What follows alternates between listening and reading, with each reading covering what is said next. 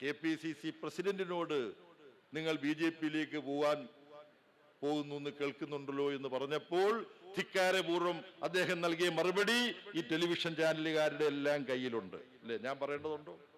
ഇല്ല. തമിഴ്നാട്ടിൽ നിന്നൊരു നേതാവ് എന്നെ വന്ന് കണ്ടിരുന്നു, പലരും ബന്ധപ്പെടുന്നുണ്ട്. ഞാൻ ആലോചിച്ച് BJP ചേരണമെന്ന് ഞാൻ തീരുമാനിച്ചാൽ നിങ്ങൾ ആരാണ് ഹേ ഇങ്ങനെ ചോദിച്ചയാളാണ്.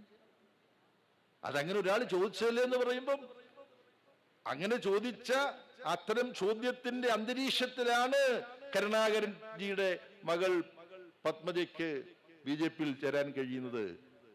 ആദർശധീരനായ AK ആന്റണി, അദ്ദേഹത്തിന്റെ കൂടെ ഇത്രയും കാലം വളർന്ന മകൻ, അദ്ദേഹത്തിന് BJP സ്ഥാനാർത്ഥിയാകാൻ കഴിയുന്നത്. 13 കോൺഗ്രസിന്റെ മുൻ മുഖ്യമന്ത്രിമാർക്ക് BJP-യിൽ ചേരാൻ കഴിയുന്നത് ഈ അന്തരീക്ഷമാണ്. ഏതു സമയവും BJP-യിൽ ചേരാൻ തക്ക മനസ്സന്നദ്ധതയോടുകൂടിയാണ് കോൺഗ്രസ്സുകാർ നിൽക്കുന്നത്. ഇത് നമുക്ക് മറക്കാൻ കഴിയില്ല. അതുകൊണ്ട് ഈ തെരഞ്ഞെടുപ്പ് ഇന്ത്യൻ ജനാധിപത്യത്തിന്റെ ഭാവിയെ സംബന്ധിച്ചിടത്തോളം വളരെ വളരെ പ്രാധാന്യമുള്ളതാണ്.